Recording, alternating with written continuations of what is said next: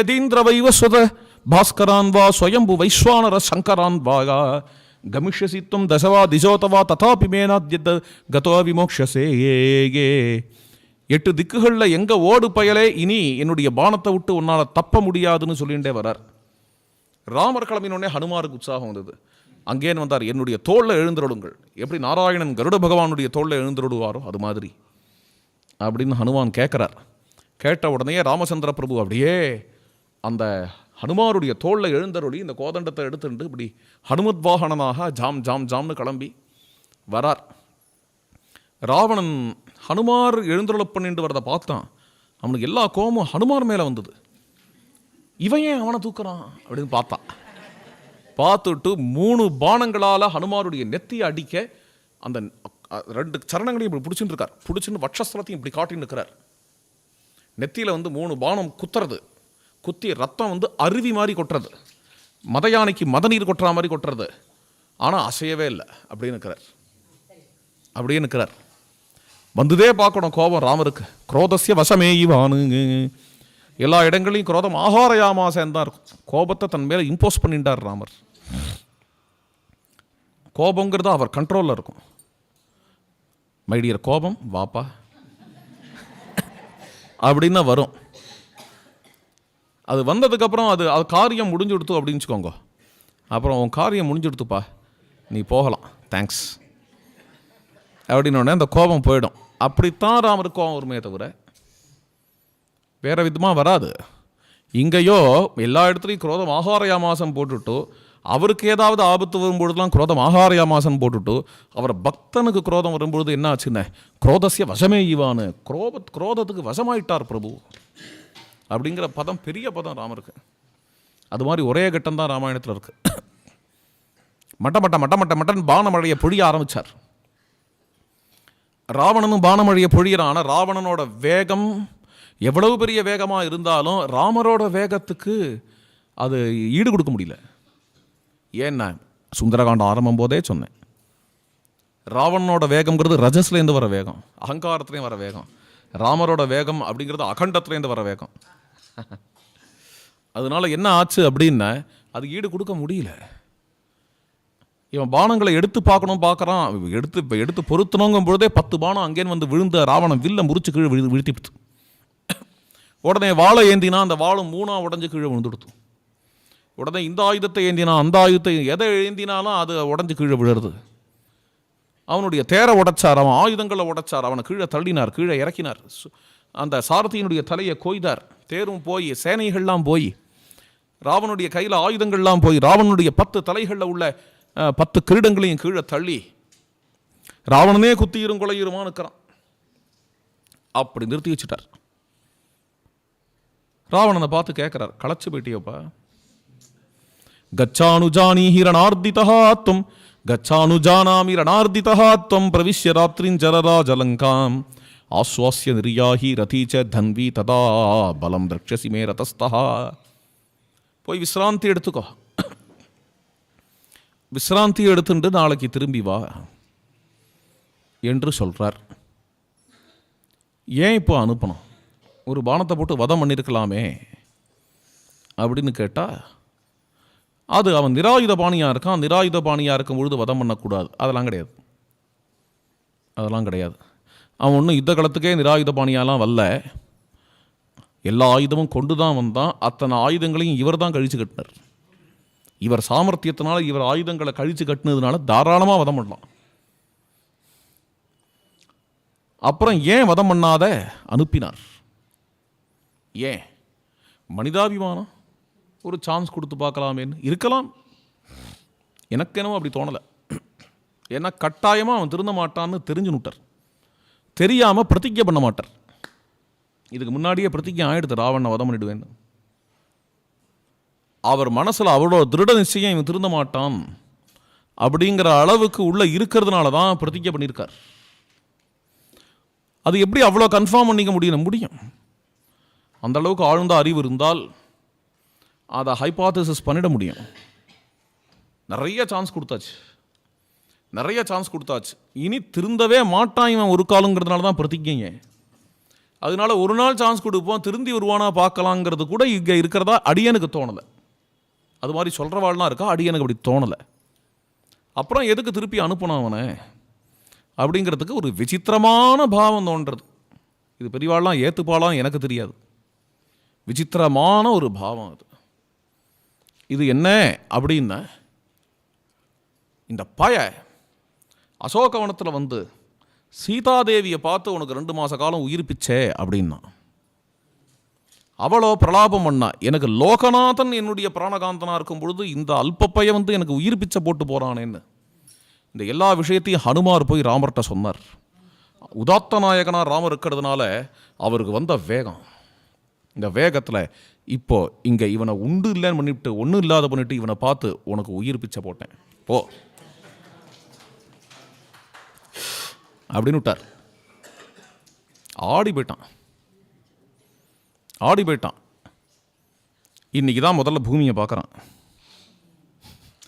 இது சொன்னால் கூட பரவாயில்ல, அப்படியே வெக்கிச்சு போய் நிற்கிறானா. இவன் முதுகு காட்டி பழக்கம் இல்லை, போனால் போக மாட்டான். அதனால நம்ம கிளம்பி போவோம், நம்ம கிளம்பினாலே இவனும் கிளம்புவான் அப்படின்னுட்டு ராமச்சந்திர பிரபு கிளம்புறார். அவனும் பின்னாடி திரும்பி கிளம்பி போகிறான். நின்னார், மறுபடியும் திரும்பினார். ராவணா அப்படின்னு இடி முழங்கிறத போல கூப்பிட்டார். மெல்ல ராவணன் திரும்பினான்.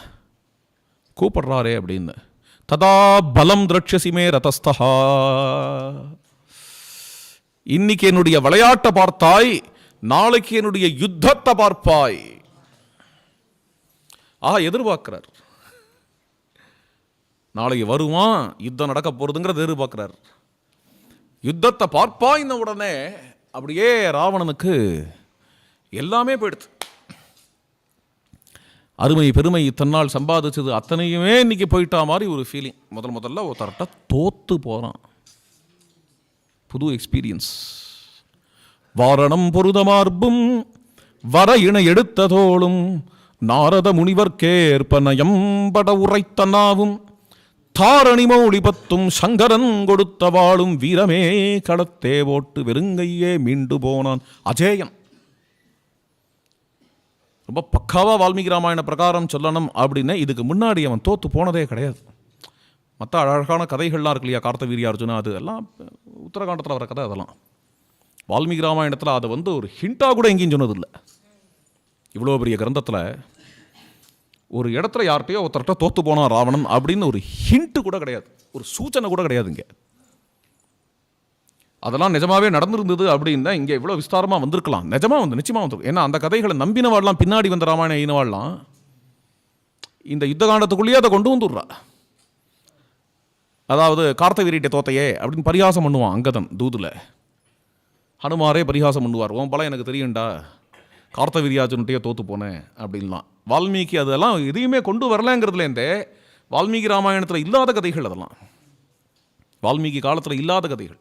கார்த்தவீரியார்ஜுன்கிட்ட ராவணன் தோத்தது இத்தியாதிகள்லாம் வால்மீகி பிரகாரம் பார்த்தேன்னா இந்த பிரபுவை தவிர வேற யார்கிட்டையுமே அவன் தோத்தது கிடையாது. இது ஃபர்ஸ்ட் எக்ஸ்பீரியன்ஸ் அவனுக்கு. இது மாதிரி அந்த எக்ஸ்பீரியன்ஸில் தலையை தொங்க போட்டான். அப்போதான் என்ன ஆகுது அப்படின்னா, வாரணம் பொருதமாறும் மார்பு அடிச்சுப்பான ஐராவத தந்தங்குத்தின மார்புன்னு போச்சு. வாரணம் பொருதமார்பும் தோளை அடிக்கடி இப்படி தூக்கிப்பான். வர இணை எடுத்த தோளும் என்ன கைலாசத்தையே தூக்கின தோள் அது சூம்பி போயிடுத்து. நாரதர் இடத்துல நயம்பட உரைத்த நாவும், நாரத முனிவர்க்கேற்ப நயம்பட உரைத்த நாவும். 10 தலைகளில் 10 கிரீடங்கள் எல்லாத்தையும் ராமச்சந்திர பிரபு தட்டிவிட்டார். ஓரத்தில் ஒரு கிரீடத்தை விட்டு வச்சிருந்தா கூட அதை எடுத்து மத்தியில் இருக்கக்கூடிய தலையில் வச்சுட்டு இருந்திருக்கலாம். எல்லா கிரீடமும் பாத்திரமா கீழே கிடக்கு. அதில் ஏதோ ஒரு பாத்திரத்தை எடுத்து தலையில் வச்சுக்கலாமே, போடா கிடக்கு, நமக்கு என்ன இனிமேல் கிரீடம் என்னடா வேண்டி கிடக்குன்னு தோணி விடுத்த அவனுக்கு. தாரணி மௌழி பத்தும் சங்கரன் கொடுத்த வாளும் வீரமே களத்தே ஓட்டு. அவனுடைய வாள் 3 உடஞ்சு கீழே கிடக்கு. எந்த வாளால் ஜடாயினுடைய ரெக்கைகளை வெட்டினானோ, எந்த வாழை அவன் எடுத்தன தோல்வியே கிடையாது அப்படின்னு எல்லாரும் நினைப்பாளோ, அப்பேற்பட்ட அந்த வாள் 3 வெட்டி கிடக்கு. யாரோட யுத்தம் பண்றது? இப்பதான் புரிகிறது ராமரோட ஆழம்னா என்ன, ராமர்னா என்னங்கிறது இன்னைக்கு புரிகிறது. வெறுங்கையே மீண்டு போனான், திரும்பி போனான் லங்கைக்கு. அங்கேருந்து போய் மந்தோதரி மந்தோதரின்னு கதவை தட்டுறான். ஜே ஜே ஜே ஜே ஜேன்னு வாசப்பக்கமாக வர வேண்டியவன் கொல்லப்புறமாக வரான். வீதியில் வரும்போது யாராவது பார்த்துடுவாளே அப்படின்னு வெக்கப்பட்டுண்டு அவள் ஆரத்தி கரைச்சிட்டு வாசலில் நிற்க வேண்டியவோ பின்னாடியிலேன்னு சத்தம் கேட்குறதே நம்ம ஆத்துக்காரர் சத்தமாச்சேன்னு ஓடி வந்து கதவை திறக்கிறா. குத்தீரும் கொலையுமா வந்து நிற்கிறாரே நம்ம வீட்டுக்காரர் அப்படின்னா அவளுக்கு கதறல். அழைச்சிட்டு வந்து மருந்து போட்டு அவனை படுக்க வச்சு ஆசுவாசப்படுத்தி வேண்டுமான்னா இது இப்படி ஒரு யுத்தம் தேவைதானா, சீத்தையை கொடுத்துடக்கூடாதா என்றெல்லாம் சொல்லி பார்க்குறா. வெறும்னா கேட்டுருக்கான், மறுக்கவும் இல்லை ஏற்றுக்கவும் இல்லை. ஆனால் அதே ஞாபகங்கள், அருமையான ஞாபகங்கள். எதுன்னு ஒரே ராமஸ்மரணை. மறுநாள் கால வேளையில் சபையில் வந்து ஏகாந்தமாக உட்காந்துருக்கான். யாரும் இல்லை சபையில், பெரிய சபை. இவன் கூட்டாதான் சபை கூடும். அவ்வளோ பெரிய சபையில் தனியாக உட்காந்துருக்கான். இப்படி இந்த ஸ்மிருதிகள் இவன் தடுத்தா கூட மறுபடியும் வருது. விஸ்மர்த்தும் நைவ சக்னுமஹா.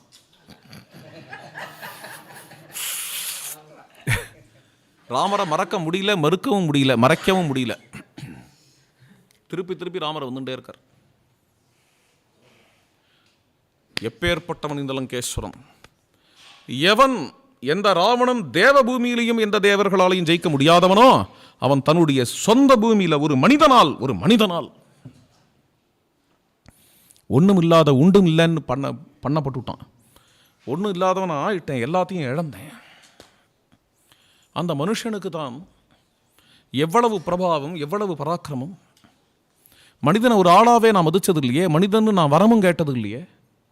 எனக்கு மரணம் யார் யாரால அப்படிங்கும்போது மனுஷனை லிஸ்ட்லேயே வச்சது கிடையாது. ஒரு மனுஷனுக்கு இவ்வளவு பிரபாவம். அந்த மனுஷனே பிரம்மா, அவனே விஷ்ணு, அவனே ருத்ரன். இதெல்லாம் கம்பராமாயணம். இப்போ இது வரைக்கும் நான் சொன்னது வால்மீகி ராமாயணம். இதுக்கு மேலே நான் சொல்கிறது கம்பராமாயணம். இந்த இடத்துல அந்த மனுஷனே பிரம்மா, விஷ்ணு, சிவன். எப்படின்னா அந்த பானத்தை அவன் தொடுக்கும் பொழுது பிரம்மாவாக இருக்கான், சிருஷ்டிக்கிறான். அது வந்து அப்படி பறந்து வரதே அங்கே விஷ்ணுவாக இருக்கான். வந்து குத்தும் பொழுது சம்ஹார ருத்ரன் ஆயிடுறான். எந்த திசையில் 8 திசைகளில் எங்கே திரும்பி பார்த்தாலும் அந்த ராமன் தான் நிற்கிற மாதிரி தெரியறது. அதை கண்டு மாறிச்சான், அரண்டான், மிரண்டான். ராவணன் ரசிக்கிறான். இப்படி ஒரு வீரியமா, இப்படி ஒரு பராக்கிரமமா, இப்படி ஒரு பௌருஷமா, இப்படி ஒரு பலமா.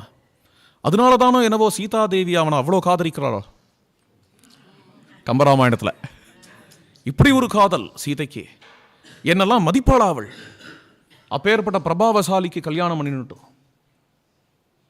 என்னடா அது, என்ன பராக்கிரமமோ, என்ன பலமோ, என்ன பௌருஷமோ அப்படின்னு இப்படி சிந்திச்சுட்டு இருந்தான். ஆச்சரியமான செய்யுள் இங்கே கம்பராமாயணத்தில். ஒரு 4-5 செய்யுள் போட்டாரே பார்க்கணும். அப்புறம் என்ன ஆச்சு அப்படின்னு 4 ராட்சசாலை கூப்பிட்டு சொன்னான், எவ்வளோ பெரிய இஷ்யூ இங்கே நடந்துட்டுருக்கு. லங்கையே கதி கலங்கி இருக்கு. ஒருத்தன் தூங்குறான் பார்த்தியா நிம்மதியா. எந்த ராஜா எந்த பட்டணம் போன என்ன, யமலோகத்துக்கே போன என்ன அப்படின்னு தூங்கிட்டு இருக்கான் பார்த்தியா. அவனை எழுப்புங்கடா. சச்சா பிரதிமகம்பீரா கும்பகர்ணஹாகா விபோத்தியதாகாம். டமாரங்கள்லாம் அடிச்சுட்டு எல்லாரும் கிளம்புறா கும்பகர்ணனை எழுப்புறதுக்காக. அது மாதிரி எல்லாரும் இப்போ கிட்டத்தட்ட ஆயிரக்கணக்கான பேர், பெரிய ட்ரூப்பு. கும்பகர்ணனை எழுப்புறதுக்குன்னு ஒரு தனி ட்ரூப்பு. அதுக்கு முதல்ல கொஞ்சம் ட்ரைனிங்லாம் கொடுக்கப்பட்டு கும்பகர்ணன் எங்கே தூங்குறானோ அங்கே வர. கும்பகர்ணன் வந்து எங்கே தூங்குறான, லங்கையை தாண்டி ஒரு காடு, வனதுர்க்கம்,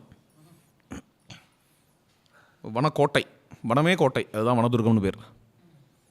அங்கே வந்து ஒரு பெரிய குகை. ஏன் அங்கெல்லாம் போய் தூங்குறான் அப்படின்னா, ஊருக்குள்ளே தூங்கினா ஊர் தாங்காது, தூங்கினாலே ஊர் தாங்காது. அதனால என்னென்ன தனியாக போய் காட்டில் ஒரு குகை, காடு குகைன்னு சொன்னால் ஏதோ இதுவாக இருக்குன்னு நினச்சிக்காது, வசதியே இல்லாத இருக்குன்னு நினச்சிக்காதேங்க. பயங்கர வசதியாக, பயங்கரமான ஏர் கண்டிஷன். உள்ளே பார்த்தீங்கன்னா ஹைலி அர்பனைஸ்டாக இருக்குது உள்ள. வெளியில் பார்த்தா குகை, காடு. பொதுவாகவே டெரரிஸ்ட்லாம் அப்படி தான் இருப்பா.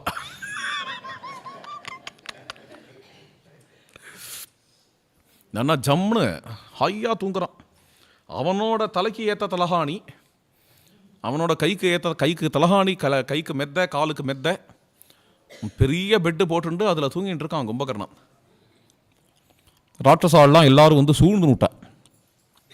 சூழ்ந்துட்டு எல்லாரும் கர்ஜனை பண்ணுறா, எல்லாரும் சுப்பிரபாதங்கள்லாம் பாடுறா. கும்பகர்ண பிரபோதா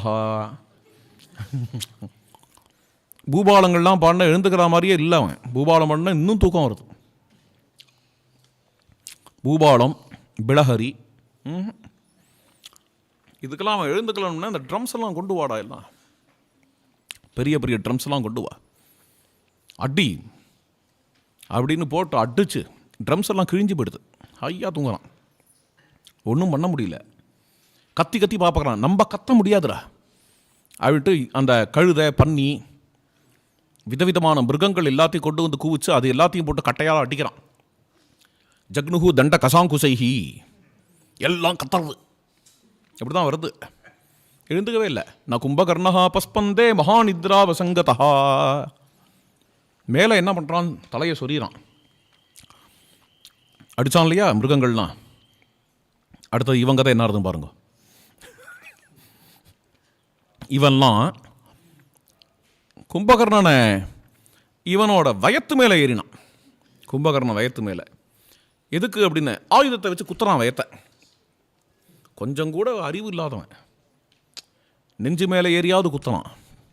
வயத்து மேலே ஏறினா என்ன ஆகும், வயிறு ரவுண்டான இருக்கு, வழுக்கிறது இந்த பக்கமும் அந்த பக்கமும். எப்படியோ பிடிச்சுட்டே ஏறான், மறுபடியும் அடிக்கிறான் ஆயுதத்தால். அதெல்லாம் ரொம்ப சிம்பிள். ஒரு முறை கும்பகர்ணன் மூச்சை இழுத்தான், அத்தனை பேரும் உள்ளே போயிட்டாங்க. அடுத்த முறை மூச்சை விட்டான், எல்லாரும் மறுபடியும் அந்த வயத்தில் வந்து 4 பக்கமும் தெரிச்சு வழுக்கி கீழே சர்க்க மரம் விளையாடின்னு இருக்காங்க. இது முடியாது, தாங்கலை. என்ன பண்ணலாம், கும்பகர்ணனுக்கு சாப்பாடுன்னு ரொம்ப பிடிக்கும், அதை கொண்டு வரலாம் அப்படின்னு கொண்டு வந்து எல்லாத்தையும் குவிச்சான். ஊர்வனை, பரப்பனை, அதெல்லாம் உயிரோட இருப்பவை, உயிரோட இல்லாதவை எல்லாம் விசேஷமாக வந்து குவிஞ்சு கிடக்கு. அதனுடைய கந்தம் பட்டுதுன்னா எழுந்துருவான். எழுந்துக்கலை. மேலே என்ன பண்ணலாம், அவன் முடிய பிடிச்சி இழுடா. கேசானு அந்நியே பிரலுலுப்புஹு தந்தான் அந்நியே தசந்த் கர்ணாவன்யே தசந்திச்சே ஏகே. சில பேர் அவன் அவன் தலையை சுற்றி நின்று அவன் முடியை பிடிச்சி இழுத்த ஸ்ப்ரிங் மாதிரி இருக்கு. இரும்பு ஸ்ப்ரிங்கை இழுத்த எப்படி இருக்கும், ரொம்ப கஷ்டப்படுறான், கையெல்லாம் வலிக்கிறது. அவன் முடி ஒன்றுமே ஆக மாட்டேங்கிறது. சில பேன்லாம் ஏறது. அப்பா உபஸ்பிருஷ்ய. அப்புறம் என்னென்ன காதை பிடிச்சி கடிக்கிறான். ஆனால் கும்பகர்ணன் எழுதுக்கல. கடைசியாக எல்லாம் பண்ணிவிட்டு ஒரு வழியாக என்ன பண்ணால், யானைப்படையை கொண்டு வாடா, நம்ம எழுப்பினது போகிறோம், யானையெல்லாம் கொஞ்ச நாளைக்கு திண்டாடட்டும் அப்படின்னு கொண்டு வரான். அதுக்குள்ளே ஒரு ராட்சசன் கேட்குறான், இவனை எழுப்புறதே இப்படி இருக்கே, அவன் யுத்தம் எப்படி இருக்குங்கிறான். இந்த யானைகள்லாம் கொண்டு வந்து கும்பகர்ணன் மேலே ஏற்றினன்னா யானை படை ஏறது. ஏறின உடனே லேசாக கொசு கடிச்சா மாதிரி ஒரு ஃபீலிங் வந்து தான் கும்பகர்ணனுக்கு. ஸ்பர்சம் பரம் அபுத்தியத்தை. மெல்ல என்னவோ கொசு அப்படின்னு பண்ணிட்டு மெல்ல கும்பகர்ணன் எழுந்துக்க ஆரம்பித்தான். எழுந்துக்கிறான்டான்னா இது வரைக்கும் எழுப்பிட்டு இருந்த ராட்சசன் எல்லாரும் ஓடியே போயிட்டான். எங்கேயோ வாசலில் போய் நின்றுண்டு அங்கேருந்து ஏதோ வாத்தியங்கள்லாம் வாசிச்சுண்டு இவனை எழுப்பின்னு இருக்கா, ஸ்துதி பாடின்னு இருக்கா. ஏன்னா இவன் எழுந்துனே அவனுக்கு பசிக்க ஆரம்பிக்கும். பார்க்கறதுலாம் தும்பான். எழுத்தாப்புல இவாள்லாம் நின்னா இவாள்லாம் எடுத்து வாயில் போட்டுருவான். அதனால எழுந்து உட்காந்துன்னா இப்படி பார்க்குறான். சொன்னேன் இல்லையா, அங்கே ஊர்வனே பரப்பனே எல்லாத்தையும் மெல்ல நிதானமாக சாப்பிட்றான். எல்லாத்தையும் சாப்பிட்றான், உயிரோடு இருக்கிறதையும் சாப்பிட்றான், இல்லாதையும் எல்லாம் சாப்பிட்டான். சாப்பிட்டுட்டே இருக்கும்பொழுது சாப்பிட்டுட்டே விசாரிக்கிறான், என்னடா ஏன்டா வந்து எழுப்பின என்ன?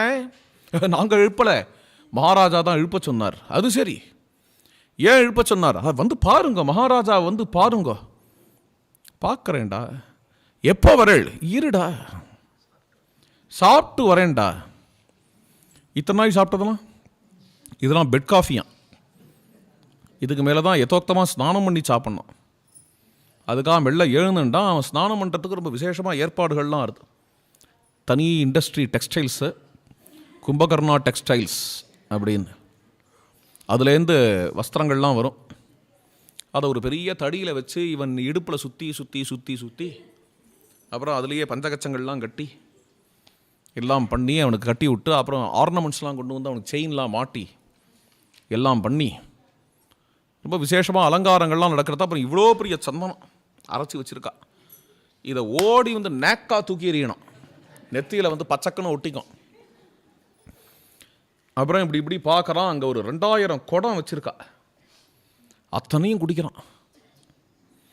அவ்வளவும் குடித்ததுக்கப்புறம் கொஞ்சம் மதம் வந்து தான். இவ்வளோ குடித்ததுக்கப்புறம் அந்த ஒரு மதத்தில், அந்த ஒரு மெதப்பில் நடந்து வரான். நடந்து வரும்பொழுது அந்த தெருவே ஆடுற மாதிரி தெரிஞ்சது. யாருக்கு? அவனுக்கா இருக்கலாம், குடிச்சிருக்கானோ இல்லையா, இல்லாட்ட தெருவில் இருக்கிறவாளுக்கா இருக்கலாம். கும்பகர்ணஹா பதன்யாசைஹி அகம்பயதமேதினி. அப்படியே வந்து லங்கேஸ்வரனை வந்து பார்த்தான். பார்த்து கண்ணாபின்னான் கத்தினான், அறிவு இருக்காடா உனக்கு, இன்னைக்கு எழுப்புறியா என்ன? சீதையை அபகரிக்கணும் கிளம்பும் பொழுதுன்னா எழுப்பியிருக்கணும், என்ன எழுப்பி என்னை விசாரிச்சிருக்க வேண்டாமா, இந்த காரியத்தை செய்யலாமான்னு. எல்லாம் முடிஞ்ச அப்புறம் கண்கட்ட அப்புறம் சூரிய நமஸ்காரமா, என்ன காரியம் பண்ண நீ அப்படின்னு. உடனே அங்கே மகோதர மகாபாரஸ்வால் இருந்தா, அவள் சொன்னா, உனக்கு வேணும்னு போய் தூங்குப்பா, மகாராஜாவை நாங்கள் பார்த்துக்கிறோம். கிழிச்சடா அவன் சொல்கிறான், அவன் பார்த்துக்குவான் மகாராஜாவை, அவன் தெரியாது. சும்மா ஒருத்தன் மகோதரன், இன்னொருத்தன் மகாபாரத் பேரை வச்சுட்டு இருக்கான் பார். மகோதரன் அப்படின்னா வயறு பெருசாக இருக்கும்னு அர்த்தம். மகாபாரத் சொன்ன இந்த இடம், இது இந்த இடம் இப்போ எப்படி பெருசாக, இங்கேருந்து பெருசாக இருக்குமோ என்னவோ. மகாபாரசன் 2 பேர் சோத்தாள், சும்மா ராஜா பக்கத்தில் அவங்க யுத்தத்துக்கும் போகிறது இல்லை. கடைசியாக எங்கேயோ வர கார், நான் எவ்வளோ பெரிய ஆள் தெரியுமா, ஒருத்தன் பேசின்னு இருக்கேன், நடுவில் நீ என்ன பேசுற, நீ பார்த்துக்கிறேன் ராஜாவை, அவன் பிராணம் போகிறது, நாளைக்கு சாக போகிறான் தெரியுமா அவன் உங்கள் ராஜா, அதை பற்றி கவலைப்பட்டுன்னு பேசிகிட்டு இருக்கேன். உன்ன மாதிரி ஸ்தோத்திரம் பண்ண வரல, நான் கவலைப்பட்டுன்னு பேசிகிட்டு இருக்கேன். ராவணனோட ட்ரூ வெல்விஷர் பேசுகிறேன். என்னால் கேரண்டி கொடுக்க முடியும், நான் உசுரோடு இருக்கிற வரைக்கும் ராவணனை யாரும் தொட முடியாது, நான் யுத்தத்துக்கு கிளம்புறேன் அப்படின்னா பெரிய சூலத்தை எடுத்துட்டான். கும்பகர்ணன் பேசின பேச்சில் ராவணனே நடுங்கி போயிட்டான். ராவணனுக்குலாம் இது மாதிரி ஆள் தான் தேவை. பாவம் விபீஷணன் என்ன சொல்லிட்டார் பெருசா, ஏதோ சாதுவா 4 நல்ல வார்த்தை பக்தியோட பேசினார், அதுக்காக சபையில் அவமானப்படுத்தி அனுப்பி விபீஷணனை. கும்பகர்ணன் பேசுகிற பேச்செல்லாம் எப்படி இருக்கும் தெரியும், ராவணனே கமுக்கமாக தான் உட்காந்துருப்பான். வாயை திறக்க மாட்டானே ராவணன் கும்பகர்ணன்ட்ட. கும்பகர்ணன் இப்போ கிளம்புறான், யுத்தத்துக்கு கிளம்புறான். யுத்தத்துக்கு கிளம்பி நேர போர்க்களத்துக்கு வரான். இந்த மாடம் இருக்குது பார்த்தீங்களா, மாடமா கோட்டை, மதில் சுவர், அந்த மதில் சுவருக்கு பின்னாடி தான் இருக்கான். இந்த மதில் சுவர் திறந்தான்னா ஆயிரக்கணக்கான ராட்சசால் திப்பு திப்பு திப்புன்னு வெளில வருவா, வானராளுக்கும் ராட்சசாளுக்கும் யுத்தம் நடக்கும். இப்படி தான் வழக்கம். இந்த கும்பகர்ணன் ஸ்டைலே டிஃப்ரெண்ட்டாக இருக்குது. இந்த மதில் சுவருக்கு பின்னாடி வந்துன்னு இருக்கான், அவன் முழங்கால் வரைக்கும் மதில் சுவர் வருது. அப்படி வரானாவது நகர்றான். அப்படி நகர்ந்து அங்கே அந்த முழங்கால் வரைக்கும் அந்த மதில் சுவர் இருக்கும் பொழுது அதை அப்படி தாண்டினானே பார்க்கணும். எல்லா வானராலும் எடுத்தா ஓட்டான். என்னவோ வருதுடா நான் அத்தனை பேரும் ஓடினான். ராமர் கேட்குறாரு, யார் இவன் வித்தியாசமாக இருக்கானே. விபீஷணன் சொன்னார், எங்க சின்ன அண்ணா. சின்ன அண்ணாவா? என்னப்பா அது இவ்வளோ பெருசாக இருக்காரு, ஓடுற வானராலெல்லாம் கூப்பிடுப்பா அங்கதான். ராமச்சந்திர பிரபுவுக்கு ஹெல்ப்புக்கு அப்படின்னு ஒன்றும் தேவையில்லை, இருந்தாலும் ஒரு ஜெயகோஷமாவது போட 4 பேர் இருந்தால் தானே யுத்தம் பண்ண உற்சாகமாக இருக்கும். வானராலெல்லாம் அங்கதன் ஓடி போய் வானராலெல்லாம் கூப்பிடுறான், வானர வீரர்களே, இதுதான் வீரமா? இது கோழத்தனம் இல்லையா? நீங்கள் வீட்டுக்கு ஓடி போனா தாராகிய பகசிஷந்தி, உங்கள் மனைவிகள்லாமே உங்களை பரிகாசம் பண்ண மாட்டாளா? அவள்லாம் உங்களெல்லாம் ஹேளனமாக பார்க்க மாட்டாளா? உலகம் உங்களை இகழாதா? ராமருக்காக உசிரியும் கொடுப்போன்னு சொல்லிட்டு வந்துட்டு கடைசியாக எல்லாரும் என்ன இப்படி பண்ணுறேள்? எல்லாரும் திரும்பி வந்தா என்ன பண்ணணும் சொல்லு, என்ன பண்ணோம்பா அங்கதா, என்ன பண்ணணும்னா மகதீயம் விபீஷிகா தோ வரதே. அது வந்து ராவணன் வந்து ஒரு பெரிய மிஷினை அனுப்பிச்சிருக்கான்னு நினச்சிக்கோங்க. ஒரு மிஷின் வந்து எல்லாரையும் டெஸ்ட்ராய் பண்ண வந்ததுன்னா ஒரு பெரிய புல்டோசர் மாதிரி வருதுன்னு வச்சுக்கோங்க.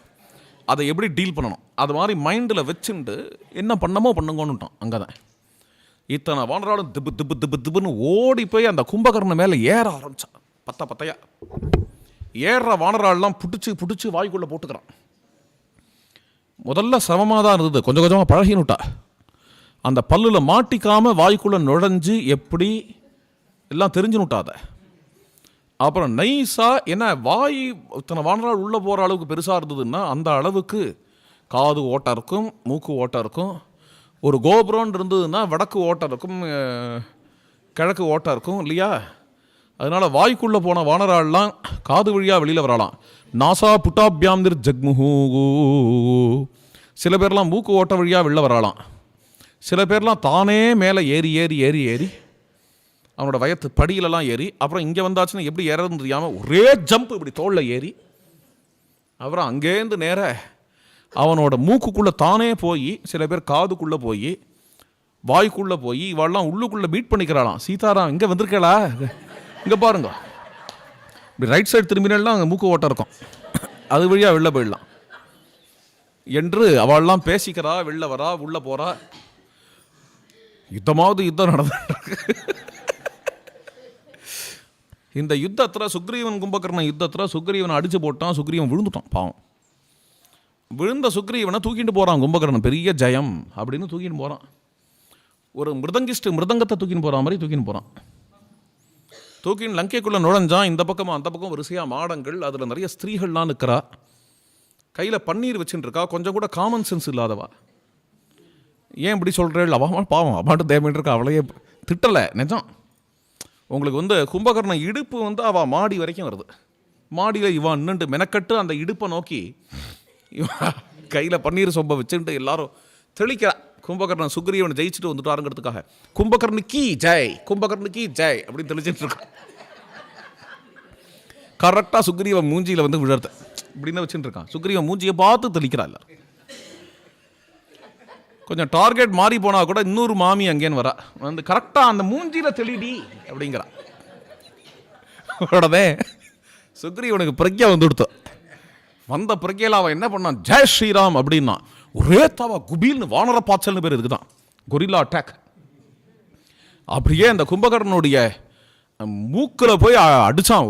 முதல்ல ஒரு குத்தினான் மூக்கில். இந்த செல்லில் போய் ஓங்கி ஒரு குத்தினான். அதுலேயே கொஞ்சம் டிமோட்டிவேட் ஆகிட்டான் கும்பகர்ணன். அடுத்தது மூக்கை பிடுங்கிட்டான். கையாலேயே மூக்கை பிடுங்கிட்டான் நேராக. அப்புறம் அதை என்ன பண்ணான்னு தெரியல, எங்கேயா கீழே போட்டானா என்னன்னு தெரியல. அங்கேருந்து ஒரு தாவி நேராக ராமச்சந்திர பிரபுவோட சன்னிதானத்தில் விழுந்தான் சுக்ரீவன். கும்பகர்ணனுக்கு அப்படியே ரத்த விளாராயிடுத்து. அந்த ரத்த விளாரோட ஆஸ்பத்திரிக்கு போகாமல் அவன் என்ன பண்ணான் அப்படின்னா நேராக யுத்தத்துக்கு கிளம்பி வந்தான். என்ன ஜெயிச்சா திரும்புவான், இல்லாட்டா பிராணனை விடுவான். இப்படியே நான் ஊருக்கு போனேன்னா அப்புறம் என் தங்க கேட்பா சௌக்கியமாக இருக்கியாப்பா அப்படின்பா. அதனால் நேராக யுத்தத்துக்கே போகலாம் அப்படின்னு நேராக கும்பகர்ணன் யுத்தத்துக்கு வந்துட்டான். யுத்தம் நடந்துட்டுருக்கு. எழுத்தாப்புல விபீஷணன் வரார். விபீஷணன் வந்த உடனேயே பரிவோட கூட கும்பகர்ணன் விபீஷணனை பார்த்து விபீஷணா அப்படின்னானா அது அந்த குரல், கும்பகர்ணன் குரலை கேட்டுட்டு விபீஷணன் குலுங்கி அழ ஆரம்பிச்சிட்டான். விபீஷணனை பார்த்து சொன்னார் கும்பகர்ணன், பிராத்திரு ஸ்நேகம் பரித்யஜ்ய ராகவஸ்ய பிரியம் குரு அஸ்மத் காரியம் கிருதம் வத்ஸ யஸ்துவம் ராமமுபாகதः त्वमेको रक्षसां लोके सत्यधर्माभिरक्षिता नास्ति धर्माभिरक्तानां व्यसनं तु कदाचन. பிராத்திரு ஸ்நேகத்தை விட்டு ராமரிடத்துல பிரேம வைக்கிறையப்பா, ரொம்ப பெரிய விஷயம். நீ பாசத்தை ஜெயிச்சவன். பாசங்கிறது வசத்தி தான், ஆனால் அதை விட தர்மம் வசத்தி. இது எனக்கு தெரிஞ்சாலும் ஆனால் என்னால் பாசத்தை ஜெயிக்க முடியல. நீ அந்த பாசத்தையும் ஜெயிச்சு ராமச்சந்திர பிரபு பக்கம் சேர்ந்துட்ட. நம்ம எல்லாரும் சேர்ந்து செய்ய வேண்டிய காரியத்தை நீ ஒருவனாய் செய்கிறாய். அஸ்மத் காரியம் கிருதம் வத்ஸ. என்ன காரியம்னு லங்கைக்கு வரார். நம்ம ஊருக்கு ராமர் பொன்னடி சாத்துறார். அப்படி வரும்பொழுது பூர்ணகுமம் வச்சுட்டு நிற்கணும், அவரை சுவாகதம் பண்ணணும். அப்படி சுவாகதம் பண்ண துப்பு இல்லாமல் நம்ம ஆயுதத்தை போட்டு அவரை அடிச்சுட்டு இருக்கோம். அது மாதிரி சமயத்தில் அவர் பக்கம் நீ போனேப்பா, அது சந்தோஷம். இதனாலேயே நீ வாழையடி வாழையாக வாழ்வாய், நீ சௌக்கியமாக இருப்ப, உனக்கு அழிவு வராது. ஏன்னா தர்மத்துக்கு அழிவு கிடையாது என்று சொல்கிறான் கும்பகர்ணன். கம்பராமாயணத்தில் இன்னும் சில விஷயங்கள்லாம் சுவாரஸ்யமாக இருக்குது. ராமர் இந்த சம்பாஷணையை கேட்டுட்டு இருக்கிறவர் இவ்வளோ அழகாக பேசுகிறானே கும்பகர்ணன் அப்படின்னுட்டு நேராக கும்பகர்ணனுக்கு எழுத்தாப்பில் நின்னாராம். நன்னா இவ்வளோ இவ்வளோ அழகான ஒரு சுத்தமான மனசு இருக்கேப்பா உனக்கு, உனக்கு ஏதாவது செய்யணும்னு எனக்கு ஆசையாக இருக்குது, என்ன செய்யலாம்? உடனே கும்பகர்ணன் கேட்டானா, இந்த விபீஷணனை ராவணன் கருவின்னு இருக்கான். இப்போ எனக்கு எழுத்தாப்பில் விபீஷணன் வந்து நின்னா மாதிரி ராவணனுக்கு எழுத்தாப்பில் வந்து நின்னான்னா அழிச்சுடுவான். ராவணங்கிட்டேந்து விபீஷணனை காப்பாற்ற வேண்டியது உங்கள் பொறுப்பு. உன்னைத்தான் உம்பியைத்தான் அனுமனைத்தான். யாராவது 3 பேரோட செக்யூரிட்டியில் தான் விபீஷணன் இருக்கணும். ஒன்று நீங்கள், அல்லது உங்களுடைய தம்பி, அல்லது ஹனுமான். இந்த 3 பேர் மாற்றி மாற்றி விபீஷணனை பார்த்துக்கணும். இவா 3 பேரை விட்டு தனியாக விபீஷணன் பிரியவே கூடாது. இந்த 3 பேரை தான் நான் நம்புகிறேன். இந்த 3 பேரால் மட்டும்தான் ராவணங்கிட்டேந்து விபீஷணனை இங்கே காப்பாற்ற முடியும் என்று ராமரிடத்தில் விபீஷணனை ஒப்படைச்சான் கும்பகர்ணன். இதெல்லாம் நடந்துட்டுருக்கு. இந்த சம்பாஷணெலாம் ஒரு பக்கம். இன்னொரு பக்கம் என்னென்ன, அப்படியே யுத்தம் பண்ண ஆரம்பிச்சுட்டான், அடிக்க ஆரம்பிச்சுட்டான். எல்லாரையும் போட்டு அடிக்கிறான். ஏஷதாசரதீரா மகா திஷ்டதி அத்ரிதிவா பரஹா. ராமச்சந்திர பிரபுவும் சளைக்கல, கையில் பெரிய சால விருட்சத்தை எடுத்துட்டு எல்லாரையும் அடிக்கிறான். ராமர் வாயவியாஸ்திரத்தை போட்டு அந்த கையை அப்படியே கழிச்சு கட்டினார். அப்புறம் இடது கையில் பெரிய ஆயுதம், அவனுடைய சூலாயுதத்தை எடுத்துன்னு எல்லாரையும் அடிக்கிறான். அடிக்கும் பொழுது ராமச்சந்திர பிரபு என்ன பண்ணார் அப்படின்னா, ஐந்திராஸ்திரத்தினால அவன் கையை கழிச்சு கட்டினார். அப்புறம் 2 கால்களாலையும் தொகைக்க ஆரம்பிச்சான் எல்லாரையும். 2 அர்த்த சந்திரங்களை எடுத்து காலை வெட்டினார். அப்பையும் சும்மா விடல, தன்னுடைய வாயை பெருசா புலந்துண்டு எல்லாரையும் விழுங்க ஆரம்பிச்சான். ஆயிரக்கணக்கான பானங்களால் வாயை மூடினார். உருள ஆரம்பிச்சான். உருள ஆரம்பிச்சோன்னே கடைசியாக ரௌத்ராஸ்திரத்தை எடுத்து பிரயோகம் பண்ணார். அது அதிவேகமாக வந்து கும்பகர்ணனுடைய கழுத்தை அறுத்து விடுத்து. ராவணனுக்கு பிரம்மதேவதாகமான அஸ்திரம், கும்பகர்ணனுக்கு ருத்ர தேவதாகமான அஸ்திரம் அது. இதனால கும்பகர்ணனுடைய கழுத்தை அறுத்து கீழே போட்டார். அவ்வளவு பெரிய தலை. அந்த தலை வந்து அந்த மதில் சுவரோட அருகாமையில் வந்து தொப்புன்னு விழுந்துதான். கும்பகர்ண சிரோபாதி குண்டலாலங்கிருதம் மகத்து பிரகாசிக்கிறது. வானரால் அத்தனை பேரும் ஜெயகோஷம் பண்ணா, ஜெய ஸ்ரீராம், ஜெய லக்ஷ்மண், ஜெய சுக்ரீவ், அத்தனை பேரும் கொண்டாடினா ராமச்சந்திர பிரபுவை. இந்த செய்தி லங்கேஸ்வரனுக்கு போகிறது. லங்கேஸ்வரனுக்கு போய் லங்கேஸ்வரன் கதறினான், அருமையான கும்பகர்ணன் நான் இழந்தேனே அப்படின்னு. இங்கே இருக்கக்கூடிய வானர வீரர்களோ கும்பகர்ணன் போன உடனே ராமச்சந்திர பிரபுவை கொண்டாடி தேவர்கள்லாம் சமாதானமான. ஏன்னா ராவணன் மாதிரியே கும்பகர்ணனும் அவளை பாடாப்படுத்தியிருக்கான் ராவணனோட சேர்ந்துண்டு.